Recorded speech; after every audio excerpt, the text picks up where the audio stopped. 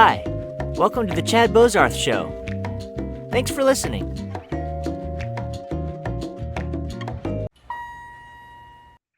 Dr. Seif, thank you so much for joining me.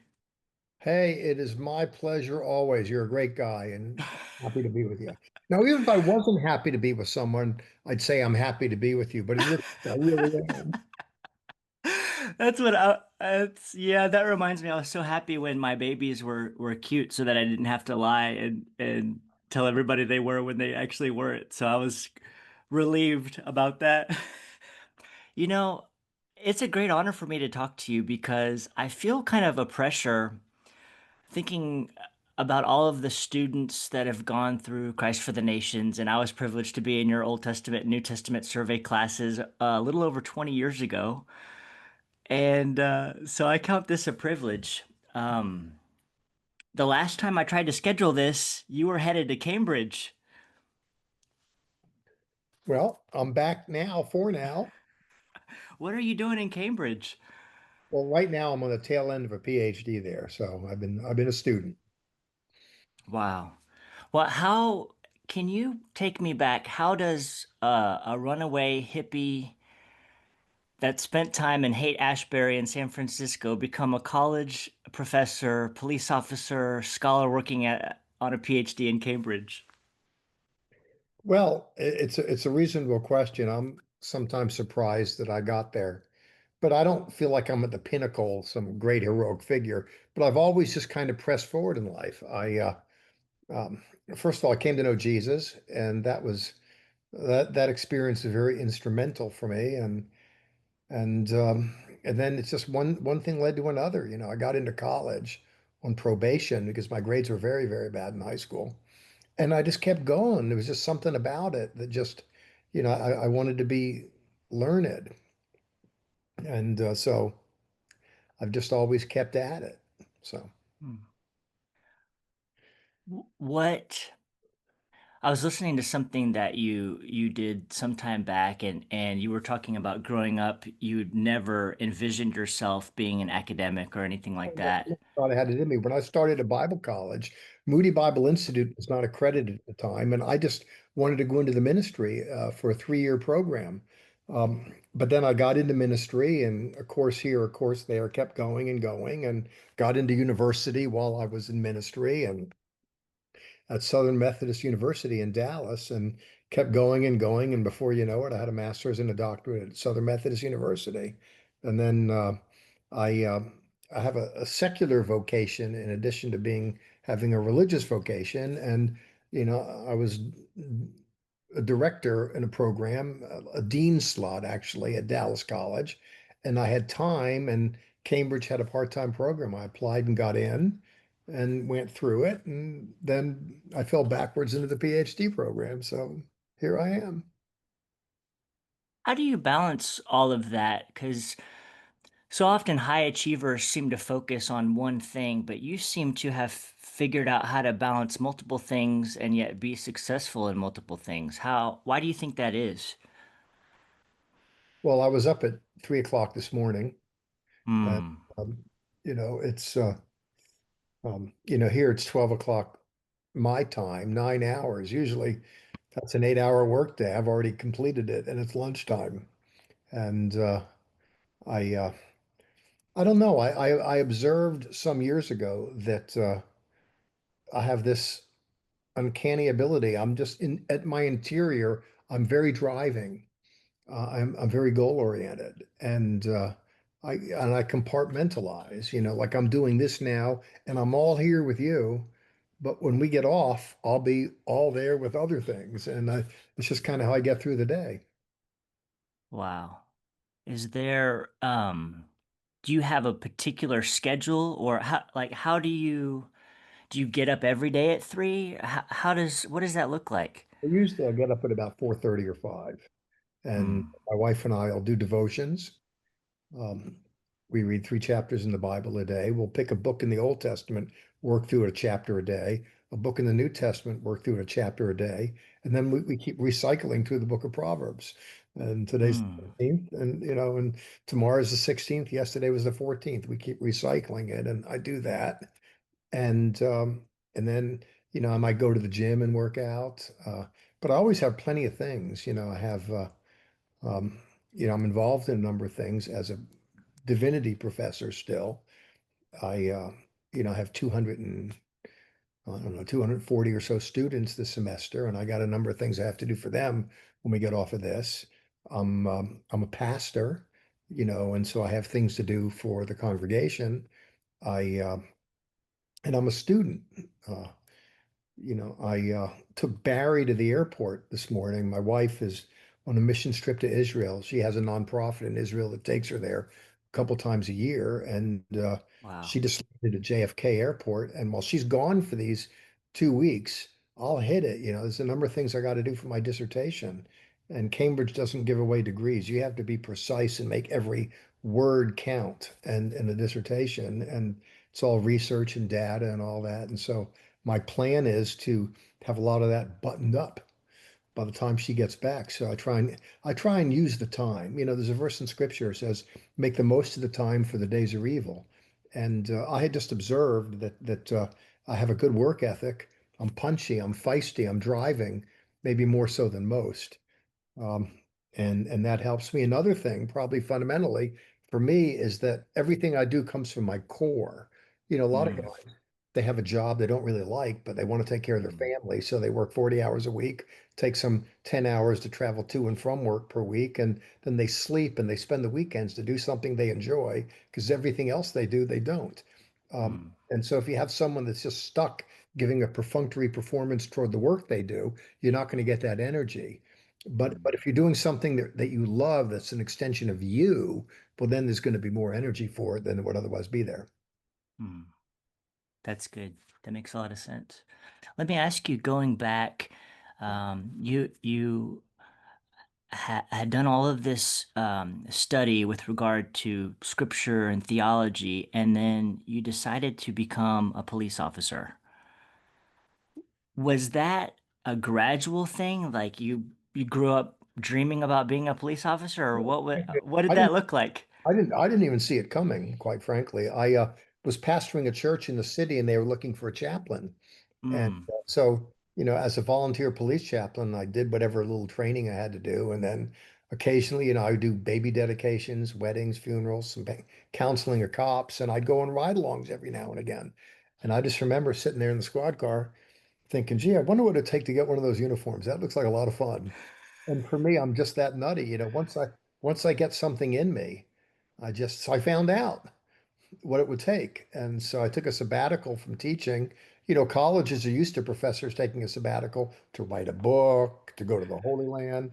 No, but I took a sabbatical to go to the police academy. And after that, I just donated a shift or two a week as a cop, usually late at night. I loved it so much. I used to sleep with the police radio on. I had it very, very minimal, and I keep it under my pillow. I didn't mind waking up if there was a hot chase or something. I definitely wanted to kind of get into it. So it's crazy. I just absolutely loved it. To me, it was a lot of fun, and God only knows. There's other places for Christians besides a pulpit, and I got nothing against a pulpit. I happen to have one, but and I have a lectern as a professor. But I'm just a little nutty. Look at my hair. It's who no one looks like me, no one lives like me. People are smart enough to not do all this, but for me, I just got into it and I just donated a shift or two a week. I donated for 10, 12 years, didn't take a dime, just as a reserve officer. And then, I kind of fell backwards into I kept training, kept taking extra classes, and in Texas, you start off as a basic peace officer, then you get an intermediate license, an advanced license, and a master peace officer. I just felt before I knew it, I didn't even realize I was a master peace officer. If you look at my formal uniform, I look like Napoleon with all these. You'd think I'm General Patton with all these ribbons on my chest. And I didn't even know I had it. I was asked to teach a course at the police academy on ethics or professionalism or something. And so I did. So I sat there and I was at the desk and the guy says, "What level of certification do you have?" I says, "Well, I'm a basic peace officer." That's what I told Lieutenant. And then the guy that ran the academy, the next desk, he said, "No, you're not. You're a master peace officer." I said, "No, I'm not. I'm a basic." He said, "Come here and look." And then I went and looked at my record. I never pulled it up. In 15 years, I never pulled it up. And then when I realized, oh, I have all this stuff, then I went to the quartermaster of the department and showed him I got all these ribbons. And oh my God, it's kind of happened. What was that like, given your background leading up to that? Were you overall well received in the department, or what was that No, experience like? not initially. Cops are suspicious. And Mm, the question is, here's this reverend. He's crazy anyways. He's a Jew. He's a Christian. But somehow this department has stuck me in there as a chaplain. So people knew me as a reverend. But the question was, when the proverbial crap hit the fan, am I going to be good for it? And I had to get out there, and you have to earn respect. People don't give it. And people had to mm, see that when the hot calls came, I was there. If there was a fight, I jumped into the pile. And it takes a while for them to discover, no, he really is a cop. And then people warm up to you. But it's not easy. In fact, even after you get out of the police academy, you have a uniform and a gun, you get sworn in. Everyone in the civilian world thinks you're a cop, but the cops don't think you're a cop until you go through field training. And even then, they don't think you're a cop until you finish your rookie year. The question is, can they do it? It takes a while to kind of get it under your belt. mm. That makes me think, and maybe this will kind of move us into what you're currently working on with your dissertation, but so many vocations afford the opportunity to fail. Like you can make mistakes and go again on Tuesday or whatever. But it seems to me being a police officer is a very difficult situation. You don't really have second chances. Oh, So yes, how does training work with that? How do you deal with that? well, it depends on the nature of the mistake, but no, you all make mistakes. You get complained on. I get complained on all the time. There's no way to get out there in the culture and work without someone Mm, getting mad at you. I like to say the only way to avoid criticism is to say nothing, be nothing, and do nothing. But you're not mm, afforded that luxury when you're in a police uniform and you get out there and you make mistakes. They pull you aside. The thing to do is be honest about it. Put it like this. I remember when I was superintending police academies, and that's later in my career. At first I would interview aspirants to the vocation. Um, there's a 35-page personal history statement they fill out, and then there's an interview in that, and then there's a review to go through it, an investigation, and then there's they have to go to for a psychological exam and a physical exam and everything. I would tell people when I was doing it. Now I stopped doing it because I had lieutenants that did it for me eventually, but I would tell them, these aspiring people, they're in there for the interview with me. I'd say, do you know what the unpardonable sin is in the church? What's that? Blasphemy of the Holy Spirit. You can't come from that. You can't come back from that. I say, do you know what the unpardonable sin is here? No. I said, you can blaspheme the Holy Spirit all you want and be a police officer. What you can't do is lie to me. And mm, you have to be honest. And the quickest way to get yourself in trouble as a cop is just lie. And, mm. and when you start covering yourself and lying, that's when it falls apart on you for the most part. But no, I've made mistakes. Um, I've went in for internal affairs. Someone complains, and then they have to follow up on it. And one or two times it was my bad, and I was told what an idiot I was, and to learn from it. So I did. We all watch a lot of, we've seen on TV or movies countless shootings or police officer, whatever the story might be. And we just kind of then turn the TV off and go to sleep. But when you are in the real world dealing with real people in these dangerous and whatever traumatic situations, how do you go home and sleep at night after experiencing or seeing some of the things you've seen? I don't know. I blew it off. Some people it sticks to them, and through time and circumstance, not just the things you see. I've been into bloody things. I've seen just things that I was told when I was in the police academy, being a cop is like getting a front row seat to a weird circus. And it Mm, proved to be true, but there was something inside of me that found it interesting. I guess I'm just mm, a little eccentric, but it never really, it never bothered me. Even, I've thought on more than one occasion, I had to take my gun out plenty of times, but I never fired it. 97% of police officers will never fire their gun, except when they're at the range. Qualifying every year, you have to go in at least once a year. I had to go in twice in our department and requalify on weapons. But I often thought if I pulled that trigger and shot someone, would I feel bad about it? I don't think I would. It's the only time I'd ever shoot someone is if they were proximate to me with a knife or a gun, and I said drop it and they didn't. I didn't decide to kill them; they decided to die. I'm planning on going home at the end of the shift, and Mm, that was their decision that prompted it. So I always thought if it ever came to that, it never did, that I'd sleep at night. But I have.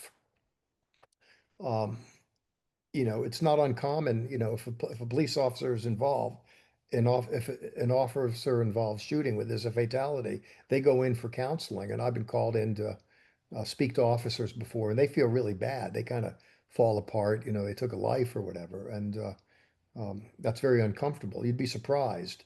People don't like doing it. And I don't want to be cavalier about it. I said theoretically, if I had to do it, I'd do it and I'd sleep at night, but I'd never been there.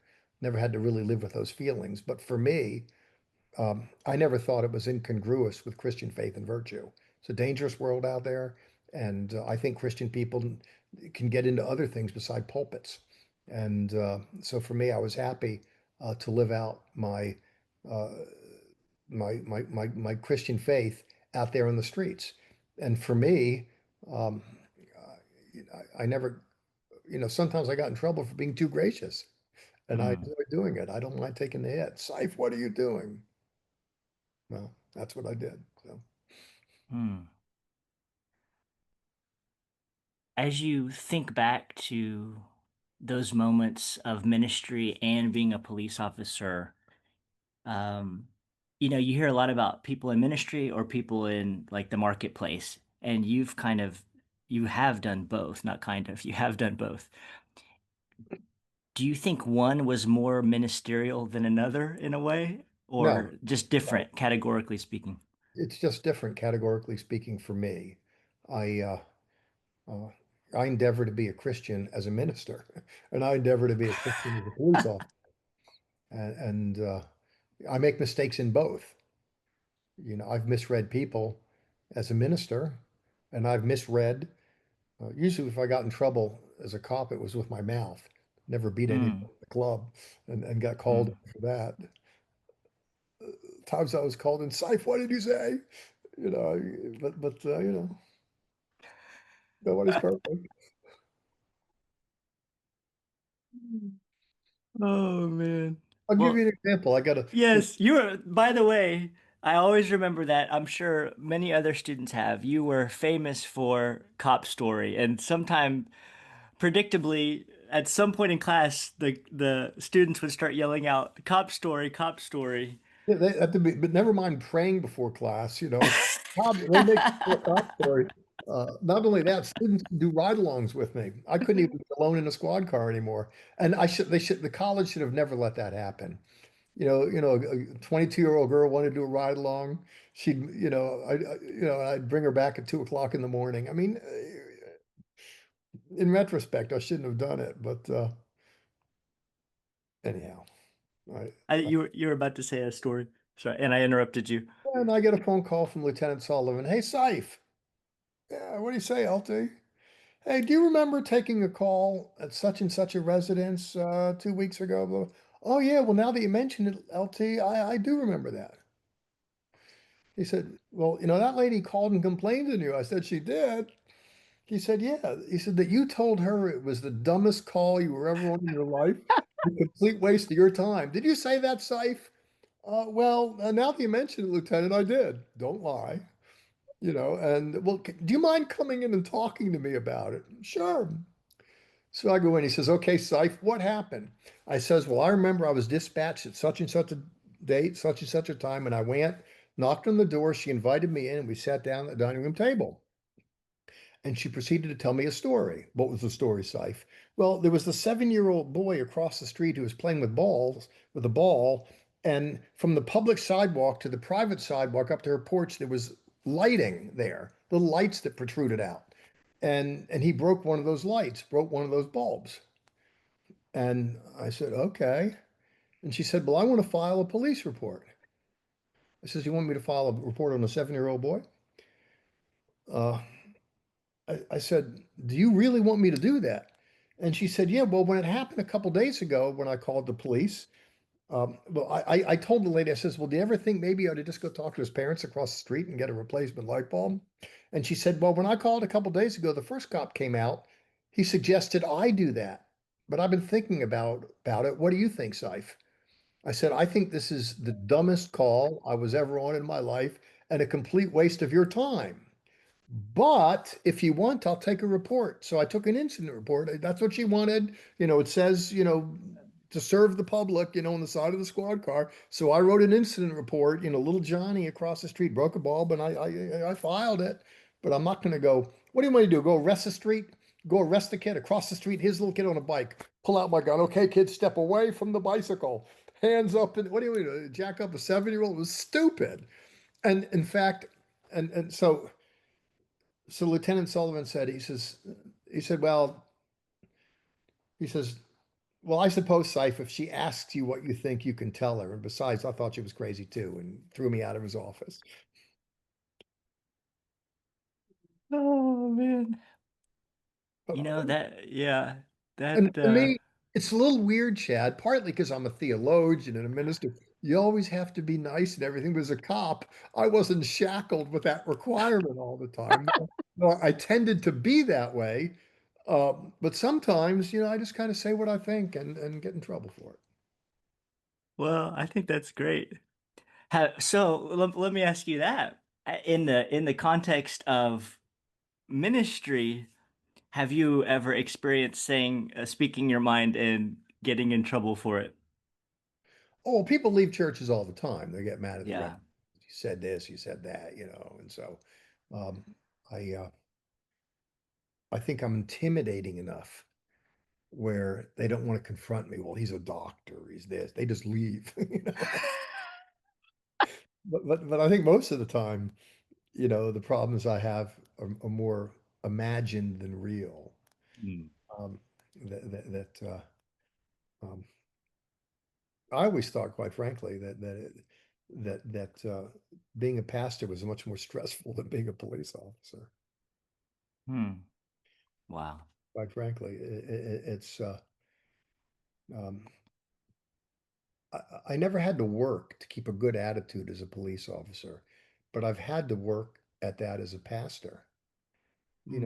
My first wife, may she rest in peace, was really troubled in the pastoral vocation because, Patty, when you were a friend to hers, you were a friend for life, but she observed that people go, they come and go, and people that are with you just leave. It's usually not because that they're mad at me, they just get bored, and there's some new sexy church down the street. Well, let's try that. And people rotate around and so it was really hard for her, and to me it was rather challenging because if you're a minister of the gospel, you're making a living as a minister of the gospel, and it's very precarious. People leave, they take their tithes with them, and it creates a certain kind of instability and uncertainty. Plus, after a while, you can get calloused and hardened where you don't really in your heart of hearts want to say hello to people because you're going to have to say goodbye at some point in time. Hmm. The way I countered that is I'm just going to love all people. Jesus said, give, expect nothing in return, and you'll be repaid at the resurrection of the just. You have to just decide to be kind and let people go. And the way I countered that is I never got mad when people left. I was just always appreciative when they came. Because Hmm. I know that if someone comes to my congregation, they drive past a lot of good churches to get there. And they would want to for a season come and experience what I'm all about and learn from me, perhaps. I consider it an honor. So that's how I put that negative feeling to rest. As a police officer, um, I always loved being a police officer. What I didn't like is when I evolved upward. I liked as an individual being out there on the street. Now, when I become a sergeant and a commander and I'm superintending others, eventually before I finished, I had about 50 police officers working underneath me in the police Hmm. academy at 3 different locations. I hated. Wow. Yeah, I liked it because there's more prestige for my money. But at the end of the day, the thing that I really liked about being a police officer was being a police officer. Well, so thinking about now, you're working on a PhD at Cambridge in the area of criminology, and you're working on dissertation. What is your dissertation about? What are you researching? It's on ethics. I'm interested because really where I got into Cambridge initially when I was superintending police academies. And at a time in the culture when there's complaints about police, Black Lives Matter, police being a little too rough and robust. And, I always thought pound for pound, police was some of the greatest people I ever met in my life. But you do get bad apples every now and again. And when we ran into them, we got rid of them. Simple as that. But to me, the question I'd asked, is there a way to better train individuals at the entrance level to be more kindly disposed toward marginalized persons? And I took it on as a science and conducted experiments. Um, Hmm. and I had good success with it in my master's program. Um, I graduated very high in the class, at the top of the class, by the way, and then I kind of fell backwards into the PhD program. I could have gone anywhere I wanted, Harvard, Princeton, Yale, Oxford, or Cambridge, but Harvard, Princeton, and Yale, this side of the Atlantic, didn't have part-time programs. Oxford and Cambridge did, but I decided to stay on at Cambridge because I already knew the people there. And but my research for my PhD, I kind of worked through 25 years of data from the U.S. Department of Justice, Bureau of Justice Statistics on training. And I worked through 50 years of data with the Texas Commission on Law Enforcement. How are we training? What are we doing? What's the curriculum? Is it efficacious? Does it really work? There's courses on professionalism and ethics, the U.S. Constitution, Bill of Rights, et cetera. The question is what's being taught, how's it being taught, and is it being taught in a manner that comports with the best standards in education? And I developed a way to assess all that. And so that's been my research to kind of probe that world. It's all involved with ethics. And in that regard, it's really an extension of my Judeo-Christian values. Some people think, well, it's a contradiction to be a police officer and a minister. But for me, no, I approach criminology as an extension of Christian virtue. And Hmm. the question is how to build a better mousetrap. How can we continue to improve? And so that's what I'm doing. So I've had good um, responses to that. There's a very good chance that I'll be doing a stint at Harvard for a year um, in reasonably short order as a visiting scholar. And I had an invitation extended to me at Cambridge as well in the field of criminology, experimental criminology. And I'm hoping I'll find out um, probably around the beginning of next year, though I wish I didn't have to wait that long to see about the gig with Harvard. And I'm hoping to teach my class at the Bible College on Monday morning and then fly to Boston and be there Monday night, all day Tuesday, Wednesday, Thursday, take the red eye back to Dallas on Thursday night, and then be at the class on Friday morning. My wife, she can do the Wednesday classes for me, and that's how I plan to do that. So anyway, I'm rambling a little bit, but I've developed a model, um, a way to assess empirically um, curriculum and training. And so I kind of did a macro level, just a basic survey of, well, not, I didn't survey, but I'm working with data that's already been collected by the Bureau of Justice Statistics, U.S. Department of Justice. But then I did a deep dive at training data from Texas, 50 years worth. And now that I've developed a way to assess it, I can take any state and get data and assess them. And what I want to do is build a portfolio and a way to rate how different states are requiring ethics training. And then once I have a data spread of 50 states, you get a bell curve. You see who's doing it good and who's deviating. I found a way to quantify it all numerically so I can graph Hmm. everything. So How do you think, h- how can statistical results be communicated in such a way as to, um, in other words, sometimes things happen and the experience or the story overtakes maybe statistics. I don't know if I'm asking that right.